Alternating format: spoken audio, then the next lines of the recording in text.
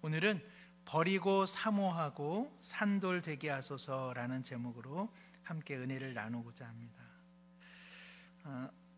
오늘 말씀 2절에 보니까는 갓난아기들 이렇게 나옵니다. 갓난아기들. 우리 교회에서 지금 가장 갓난아기는 누구일까요? 우리 조준희 목사님의 은우 우리 아드님이 가장 갓난아기입니다. 이제 아마 100일이 좀 다가오는 것 같아요. 잘 크고 있다고 합니다.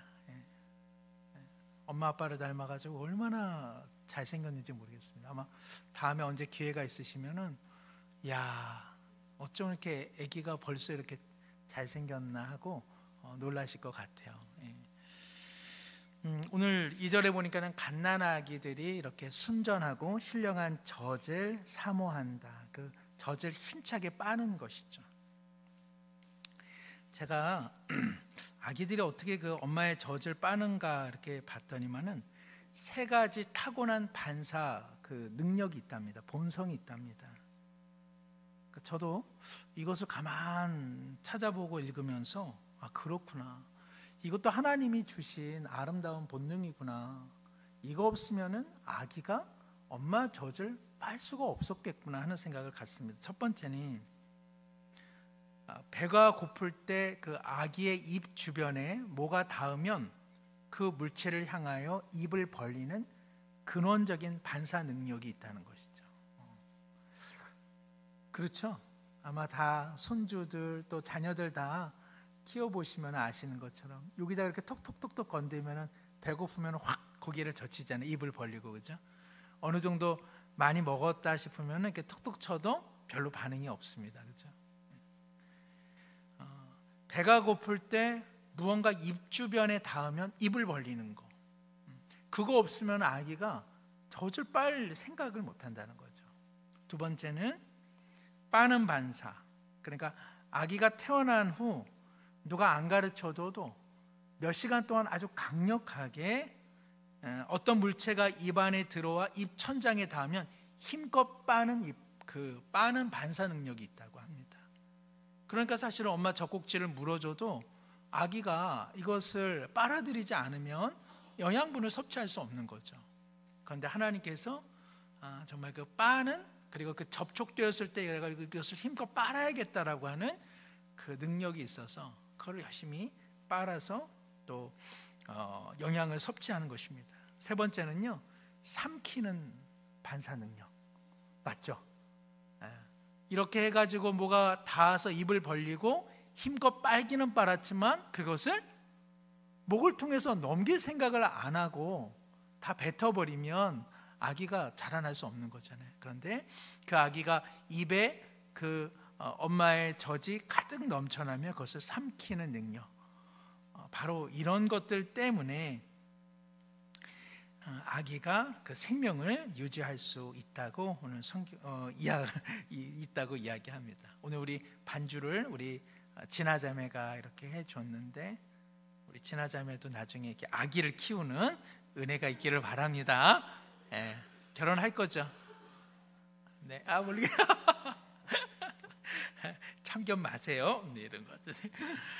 가장 아름답고 만족스러운 그 세상의 얼굴 중에 흐뭇하게 젖을 힘차게 빤 후 엄마 젖에서 이렇게 딱 그냥 그죠?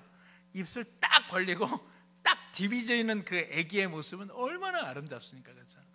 얼굴이 시뻘거니 그죠? 양볼이 빨갛게 달아올랐는데 그냥 좋아가지고 방긋방긋 웃는 그 아기의 모습이라고 하는 것은 세상에서 제일 아름다운 얼굴이 있죠.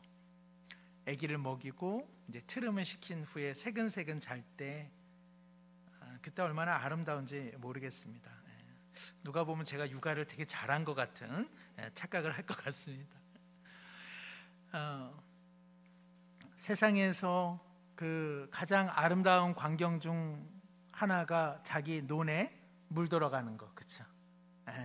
자기 논에 물 콸콸콸콸 들어갈 때 그 농부는 얼마나 행복합니까? 또 하나는 뭐죠?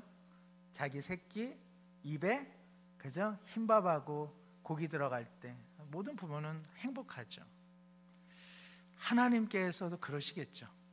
하나님께서도 우리가 하나님의 말씀, 여기 순전하고 신령한 전, 무언가가 이렇게 섞이지 않은 그 생명의 말씀을 사모하는 갓난아기와 같은 심정으로 살아가는 사람들, 하나님의 말씀을 젖을 빠는 것처럼 사모하는 사람들, 그 하나님의 말씀에 기뻐하고 그 말씀이 힘이 되어 살아가는 사람들, 그런 이들을 바라보면 하나님은 너무너무 기뻐하시겠죠. 우리가 새끼 입에 고기 반찬 들어갈 때 그 흐뭇함처럼 말이죠. 성도님 중에도 세상 돌아가는 이야기에 눈이 바짝바짝바짝 별빛처럼 바짝바짝바짝 거리는 분이 계시기도 하고, 그러나 성경 이야기하면 그냥 시큰둥하니 그냥 목사님이니까 뭐 얘기 하나보다 하고 시큰둥하게 또 보시는 분이 계십니다. 성경의 이야기를 정말 자신의 것으로 삼으려고 애를 쓰는 분들이 계시고, 뭐 다 아는 이야기인데 뭐 해서 그냥 이미 시작했다 끝났다, 문을 열자마자 닫아버리는 분들도 계시죠. 또 하나님의 말씀을 정말 생명의 말씀으로 자기 안에 각인시키려는 분들이 계시는가 하면 이것을 그저 지식적인 것으로만 생각하는 경우도 참 많이 있습니다. 목회자인 저는 이게 이제 참 어려운 거죠. 성경 말씀을 저 자신에게 깊이 내면화하는 작업을 충분히 갖지 않으면 이 말씀은 그저 설교의 어떤 그 내용으로 이렇게 이용당할 때가 많이 있습니다. 사실은 그게 이제 말씀을 전하는 저에게는 가장 어려운 이야기 중에 하나이죠. 어떤 말씀 또 어떤 좋은 내용들이 내 자신에게 내면화되기 전에 이것을 성도님들과 나눠야 하는 이런 시간적인 어떤 그런 그 삶의 리듬들, 이런 것들을 잘 관리하는 목들도 사실은 우리 모든 목회자들이 갖고 있는 어려움 중에 하나입니다. 아마 우리 성도님들도 비슷할 겁니다. 그렇죠? 하나님의 말씀을 이렇게 아까 말씀드린 것처럼, 그렇죠?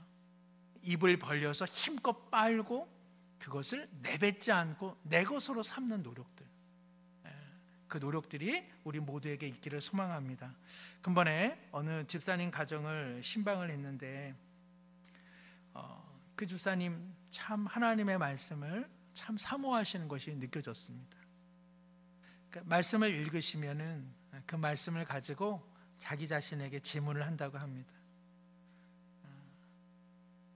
주님을 따른다라고 하는 것은 자기를 부인하고 자기 십자가를 지고 주님을 따르는 것인데, 너는 그렇게 주님을 따르기 위하여 자기를 부인하고 자기 십자가를 지고 지금 따라가고 있느냐? 스스로에게 질문을 한다는 것이죠.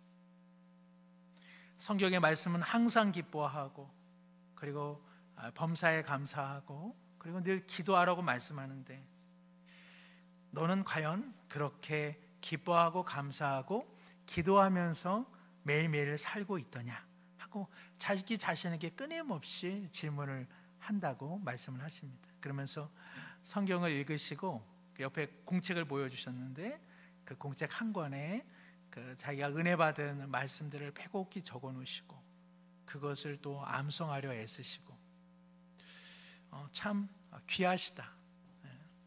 하나님께서 그 모습을 보시고 얼마나 좋아하실까, 그런 생각을 해보게 되는 것이죠.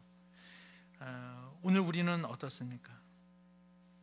하나님을 우리는 매일매일 만나야 되는 것이죠. 그러니까 아기가 그 어제 저녁에 엄마 젖을 실컷 먹었다고 해서 오늘 먹지 않으면 그 아이 삽니까 못 삽니까?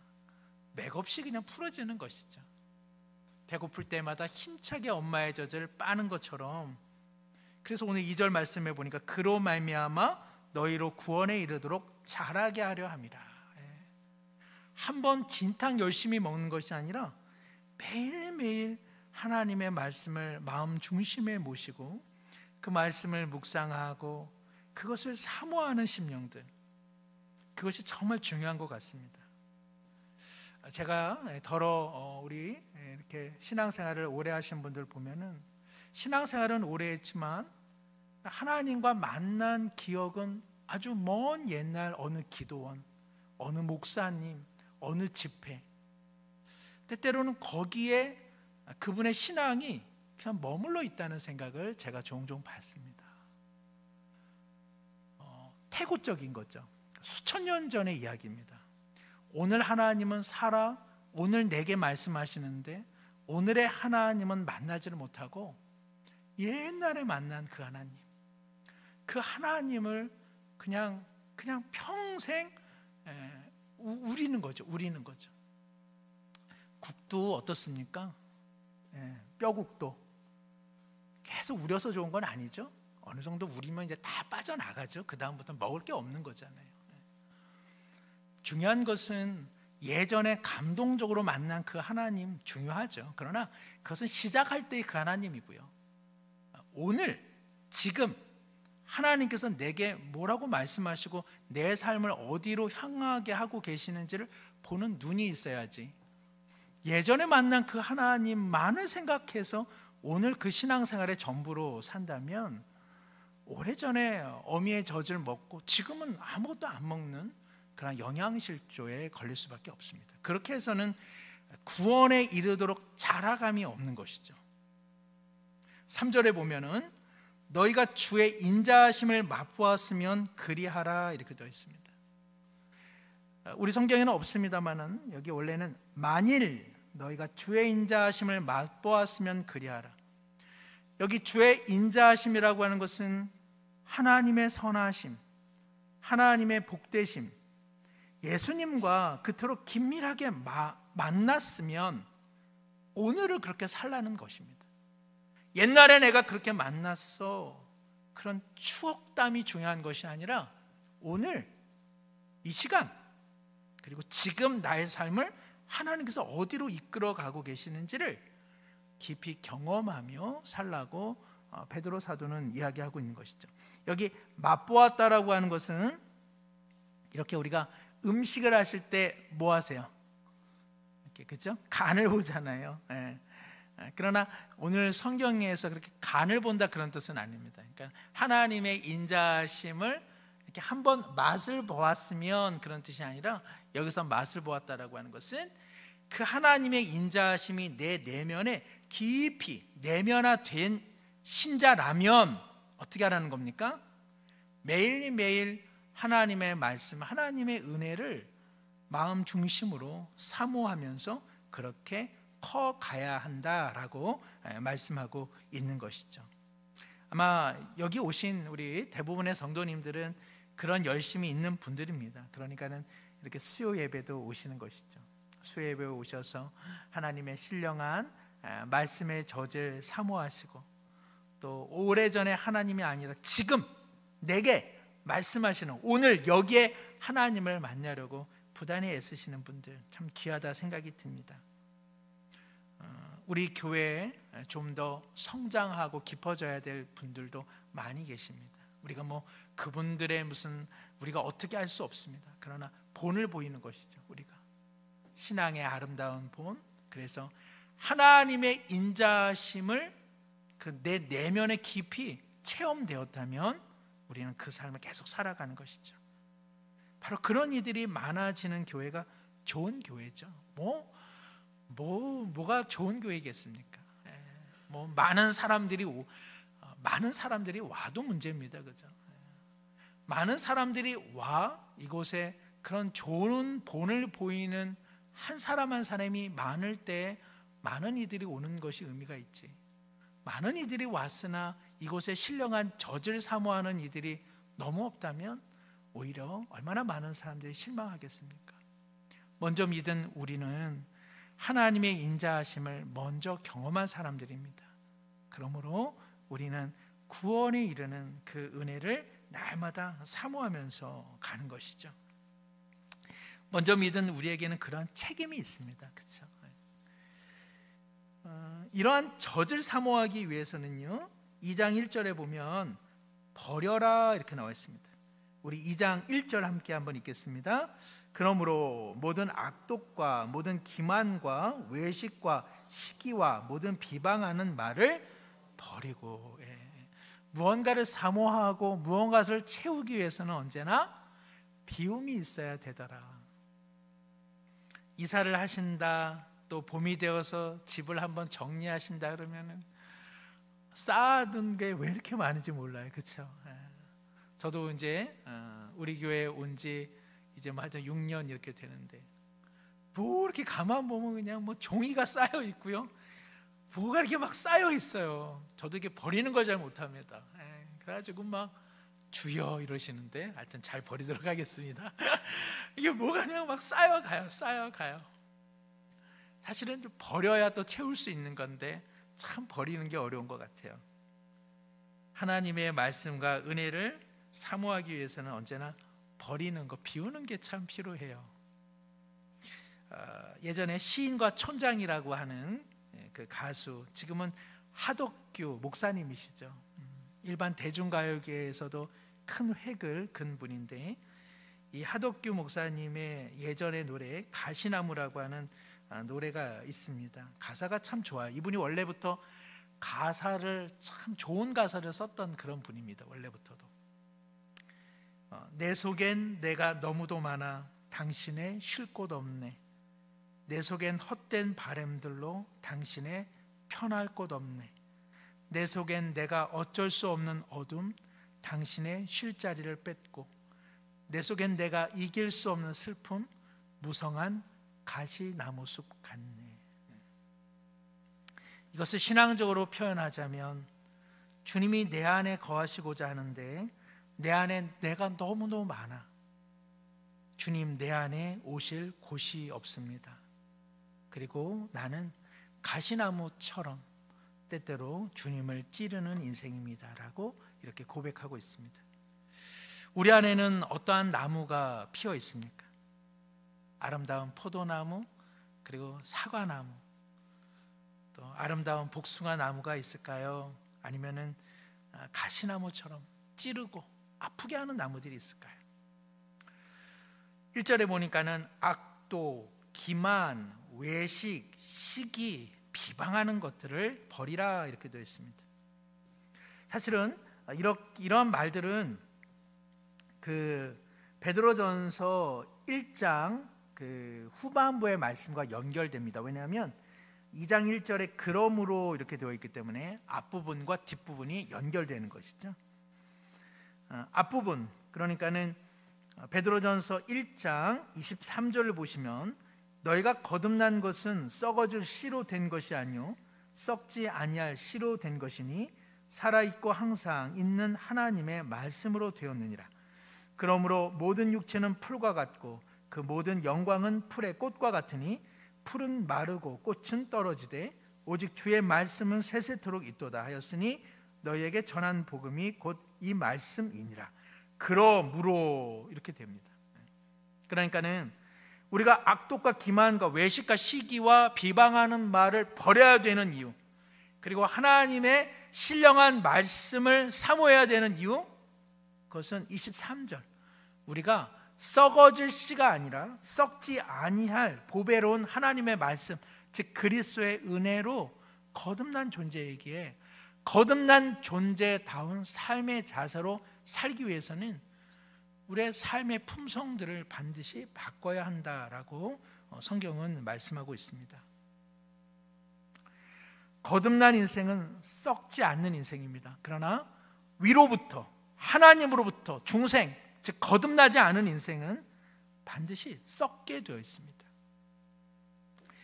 아마 가정에서 썩은 그 생선 혹은 썩은 식재료를 보관하고 있는 분은 아무도 없을 겁니다. 예전에 저희 집은 그 너무너무 깨끗하거든요, 원래 집이.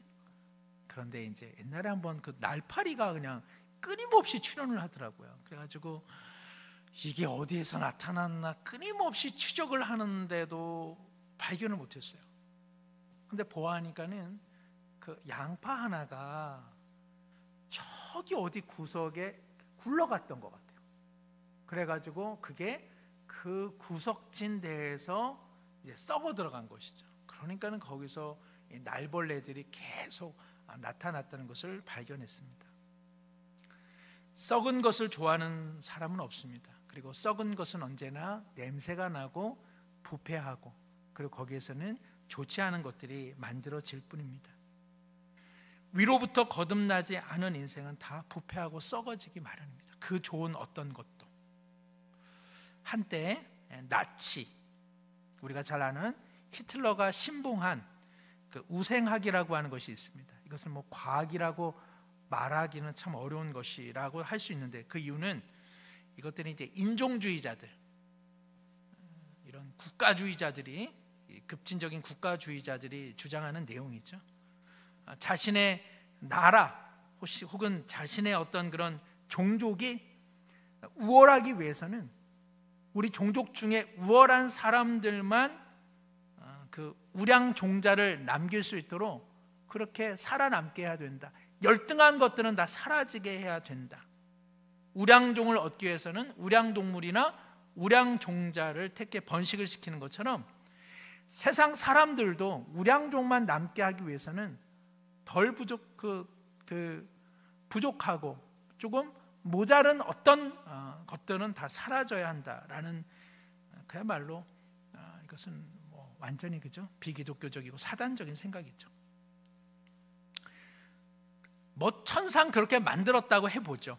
가장 우량한 것들만 존재한들 다 시간이 지나면 다 썩는 것입니다. 사람이 만들어낸 것은 다 썩어지는 것이죠. 오직 하나님의 생명이 있을 때만 썩어지지 않는 것입니다. 지금 베드로 사도는 이야기하고 있습니다. 썩어지는 삶의 모습, 그것은 바로 악독, 기만, 외식, 시기, 그리고 비방하는 말, 그리고 그러한 삶의 태도라고 이야기하고 있는 것이죠. 악독이라고 하는 것은 덕이 없는 사악한 마음입니다. 덕이라고 하는 것은 무엇이죠? 교회에서 참 중요한 성품이죠. 연약한 이들을 돕는 거, 나보다 조금 부족하다 느껴지는 어떤 사람 섬겨주는 거, 그리고 그들이 이렇게 자리 잡게 하는 일에 나의 어떠한 편리나 나의 어떤 좋은 것들을 기쁜 마음으로 포기하는 것, 이것이 바로 덕이라고 할 수 있습니다. 악독하고는 정반대죠. 악독은 뭐죠? 나 좋은 것을 끝까지 유지하려고 하는 것. 기만이라고 하는 것은요, 원래는 그 어원적으로는 새를 잡으려고 미끼를 사용하는 것입니다. 새가 호감을 갖겠죠. 어이구, 사람들이 참 좋네, 내게 미끼도 주려고.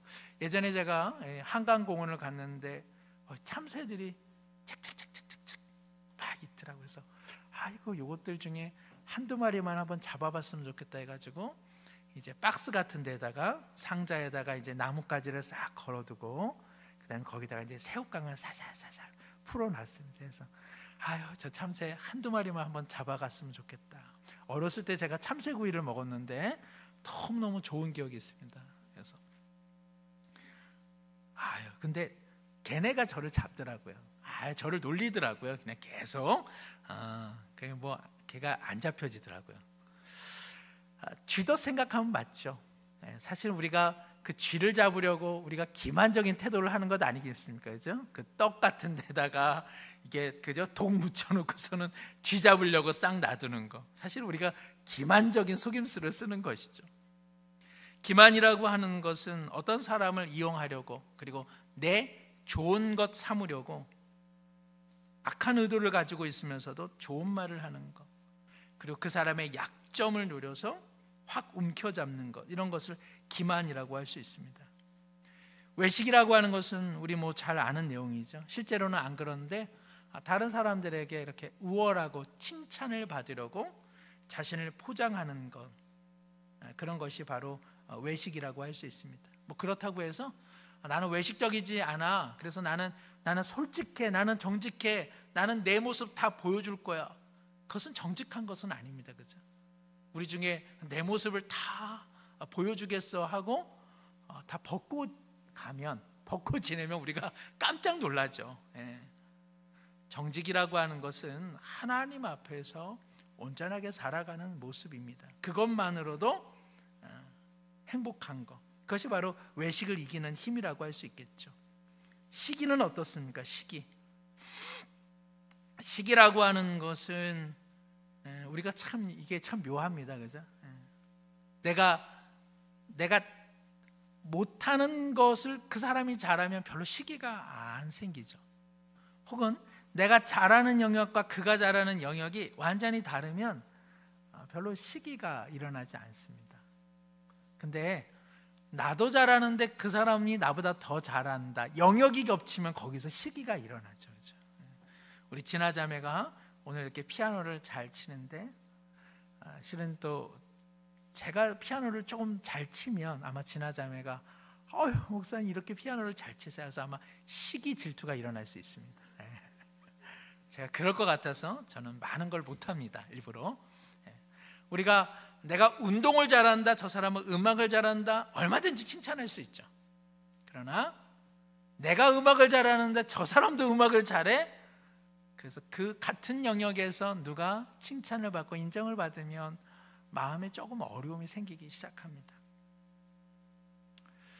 우리가 시기를 이기는 방법, 이것은 하나님 앞에서 내가 최선을 다했어, 나 그것으로 만족해, 이 기쁨이 우리 가운데 중심이 되면 우리가 시기를 좀 이겨나가는 것 같아요. 그러나 하나님 안에서 만족을 느끼지 못하면 이 시기심은 참 무서운 것이 되죠. 비방이라고 하는 것은요, 깎아내리는 것입니다. 틀어버리는 것이죠. 마치 양을 잡아서 그 뿔을 꺾는 것처럼, 어떤 아름다운 나무를 발견했는데 남모르게 그 나뭇가지를 꺾어버리는 것처럼 사슴을 잡아서 그 머리에 뿔을 꺾어버리는 것, 그것이 바로 비방이라고 할 수 있습니다. 우리가 가장 비방하기 쉬운 그러한 그 덫은 언제냐? 모여있을 때죠. 모여있고 그 사람이 여기 없을 때, 그때 우리는 의도한 것은 아닌데 우리는 그 사람의 이야기를 하게 되고 그 공간에서 대부분 좋은 이야기들을 많이 하지 못하죠. 그리고 우리는 비방을 하거나 혹은 그 사람의 약점 혹은 결점들을 이야기할 때가 참 많이 있습니다. 이것은 모두에게 다 적용되는 이야기는 아니지만 그런 이야기가 있습니다. 누가 누구와 갑작스레 친해지면 그 두 사람의 공공의 적이 있다, 이런 말이 있습니다. 저 사람하고 이 사람하고 그렇게 별로 안 친했는데 어느 순간에 갑자기 밀접해졌으면 그 두 사람이 함께 미워하는 어떤 사람이 있을 가능성이 조금 있다, 그런 이야기입니다. 어떤 사람의 인격은 함께 모였을 때 거기 있지 않은 다른 사람에 대해 어떻게 말하는가를 보면 그 사람의 숨은 인격을 조금 알 수가 있는 것이죠. 말을 안 하면 좋지만 말을 하게 되더라도 그 사람을 따뜻하게, 또 그 사람의 좋은 점을 말할 수 있다면, 없는 자리라 사납게 말한다거나 욕설이나 비방을 하기 시작하면 그것은 거듭난 자와는 어울리지 않는 삶의 모습일 것입니다. 그래서 3절로 다시 돌아가면 너희가 주의 인자하심을, 만일 너희가 주의 인자하심을 맛보았으면 그리하라. 즉 버릴 것을 버리고 사모해야 될 것을 사모하라. 그렇게 베드로 사도는 지금 이야기하고 있는 것이죠. 그렇죠? 우리 모두가 주님의 인자와 자비하심과 사랑을 우리 모두 경험하지 않았습니까? 정말 이것이 내면화되어 있다면 우리는 버릴 것을 버리고 그리고 내가 사모해야 될 것을 사모하면서 우리는 잘하는 인생이라고 할 수 있습니다. 저희 베란다에 애물단지가 하나 있습니다. 이건 정말 어떻게 해야 될지는 모르겠습니다. 작년에 괜히 잘난 척하고 또 공짜에 눈이 멀어가지고 강북구청에다가 상추 베란다 화분 이만해요. 그거를 이제 2개를 얻어가지고 복권 당첨된 듯 여기저기 자랑도 하고 뭐 상추도 주겠다, 뭐 너는 삼겹살만 준비해라, 막 이렇게 이야기를 했는데 일주일도 거의 안 돼가지고 이것은 완전히 황무지가 되고 말았습니다. 그래서 준 모종 상추에 몇 개라도 건져야 되겠다 해가지고 그거를 그냥 따다가 겉절이를 해 먹었는지 안 먹었는지 제가 지금 기억이 안 나는데 어쨌든 다 죽었습니다. 다 죽고 지금 하여튼 지저분합니다. 근데 저희가 이제 비료를 부었는데 비료라고 하는 것은 많이 주면 줄수록 좋은 줄 알았어요. 근데 그게 아니더라고요. 그래서 우리 교회에 농부 몇 분들이 계시잖아요, 그죠? 옥상 농부분들이 계시는데 옥상 농부분들에게 여쭤보니까 그 비료가 식물에 그렇게 직접적으로 닿으면 안 되고 주위에 뿌려두어 그것이 물을 통해서 뿌리 쪽으로 스며들 때 그것이 온전하게 자라납니다. 이 목사야, 이렇게 제가 이제 그렇게 들렸어요. 그래서 이게 정말 성경하고 똑같구나. 성경하고 똑같구나. 내가 바보구나. 하나님의 말씀도 그렇게 그죠? 우리 그 신앙의 깊은 뿌리에 성령의 단비와 함께 쭉 스며들어야 그 뿌리에서 관을 통해 줄기로, 잎으로, 열매로, 꽃으로 맺어지는 것이거든요. 이 말씀이라고 하는 것이 그저 그냥 줄기에 묻히고 꽃잎에 묻힌들 그것이 무슨 영양거리가 되겠나.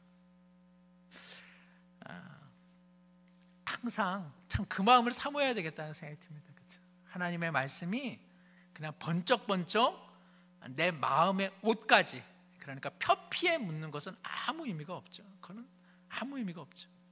그것이 보이지 않아도 하나님의 말씀이 성령의 단비와 함께 내 내면의 깊은 이 심층의 자리를 잡아야 이것이 뭐로 나타납니까? 신앙의 열매로 나타나고 성품으로 나타나는 것이거든요. 이것을 그냥 딥다 그냥 겉에다가만 뿌려놓으니 아이고 내가 참 어리석구나, 이제 그런 생각을 했습니다. 그러면서 나의 신앙도 또 우리의 신앙도 그런 것 아닌가 살펴보게 되는 것이죠. 오늘 말씀 저희가 전체 구절을 다 읽었습니다만은 한 구절 정도만 더 보면 4절에 보면 사람에게 버림받았으나 하나님께는 택하심을 입은 보배로운 산돌이신 예수께 나가 너희도 무엇과 같이 산돌같이 신령한 집으로 세워져라, 이렇게 말씀하고 계십니다. 이 말씀은 예수님께서 바로 생명의 산돌로 이 땅에 오셨지만 건축자들이 버린 돌, 즉 건축자는 누굽니까? 바로 유대 공동체죠. 유대 공동체들은 자신들이 세운 그 성전이 죽은 돌인 것을 생각하지 못한 것이죠. 오늘 우리의 말씀대로 이야기하자면 하나님의 말씀이 그들의 심층 가운데 뿌리를 내리지 못하고 표층에 다다라서 그들은 신령한 열매를 맺지 못하고 비방, 시기, 악독, 그런 열매만 무성한 바로 그런 죽은 돌의 성전을 그들이 유지하고 있었다는 것입니다. 그러므로 산돌이신 예수님을 알아보지 못했고 산돌이신 예수님이 자리할 공간과 그리고 모든 여백을 그들은 마련하지 못했다는 것이죠. 죽은 돌이죠. 그러한 신앙은 죽은 신앙입니다. 그러한 신앙은 거듭나지 못한 것이죠. 그러므로 그 죽은 돌과 같은 곳에는 오늘 2장 1절처럼 악독, 기만, 외식, 시기, 비방. 오늘 우리 사회는 어떤 면에서는 죽은 사회라 해도 과언은 아닐 것입니다. 온 도처에 나오는 말들 좋은 말이 없잖아요. 그렇죠? 거의 죽은 돌과 같은 이 시대에 어떠라고요? 우리 믿는 자는 산돌로 살아가야 된다는 것이죠. 세상은 어차피 죽은 돌의 그 집합장소입니다. 중요한 것은 내가 산돌로 살아가느냐 하는 것이죠. 등반가에 제가 그 이야기를 하나 읽었는데요. 산을 탈 때, 산악지형을 탈 때요, 죽은 돌이 있고 산돌이 있다고 합니다. 죽은 돌은 무엇이죠? 보드라운 듯해도 겉이 바사삭 으스러지는 돌들이 있답니다. 그런 거 붙잡고 발 디디면 낭떠러집니까? 아닙니까? 그냥 낭떠러지죠. 매끈매끈한 돌은 죽은 돌이죠. 산을 올라가는 사람에게는 그냥 실족하죠. 넘어지는 그런 돌은 죽은 돌입니다. 그런 매끈매끈한 돌, 그런 돌은 우리 인생을 절벽으로 낙상하게 하는 돌입니다. 산돌은 무엇이죠? 단단한데 거친 돌이 있답니다. 그런 돌에다가 어떻게 해야 됩니까? 발을 디뎌야 되는 것이죠. 바로 그런 돌에 발을 의지해야만 또 한 걸음 한 걸음 올라갈 수 있다는 것이죠. 예수님은 죽은 돌이 아니시죠. 예수님은 산돌이죠. 우리의 바위가 되어주시고 우리의 반석이 되어주십니다. 바로 지금 베드로 사도는 죽은 돌이 아닌 산돌 대신 바로 그 예수님께 삶을 의지하여 오늘 우리의 삶도 산돌로 살아가라. 산돌로 가정에서 그리고 교회에서 삶의 자리에서 그렇게 단단하며 또 누군가를 받쳐줄 만한 인생으로 살아가라고 오늘 말씀하고 있는 것입니다. 우리 주님은 우리의 삶의 반석이시죠. 우리 주님은 실족하여 넘어지게 하는 미끄러운 돌이 아니라 우리에게는 든든한 반석이 되어주시고 그리고 우리에게는 영원한 바위가 되어주실 줄로 믿습니다. 우리는 거듭난 인생입니다. 우리는 거듭난 산돌이기에 우리는 우리만이 가야 할 삶의 길들이 있습니다. 하나님의 말씀을 우리 인생의 표피가 아니라 우리 내면 깊은 곳에 성령의 단비를 사모하여 그것이 흡수되고 그것이 영향이 될 때 우리는 하나님의 자녀답게 더욱 자라게 될 줄로 믿습니다. 여기 계신 모든 성도님들 그 은혜와 그 사랑을 이미 경험하신 분들이잖아요. 그러나 그것이 과거에만 멈춰 있지 않고 오늘을 살아가야 하기에 이 시간에 함께 한번 기도하실 때 주님 버릴 것을 버리게 하여 주시고 썩어질 육체를 따르지 않게 하여 주시고 산돌 대신 주님의 말씀을 사모하며 구원에 이르러 날마다 자라가는 인생이 되게 하여 주옵소서. 내가 있는 이 자리에서 또 내 가정에서 교회에서 죽은 돌이 아니라 산돌, 살려내는 산돌과 같은 인생으로 살아갈 수 있도록 하나님 아버지 반석되어 주시옵소서. 함께 기도하겠습니다.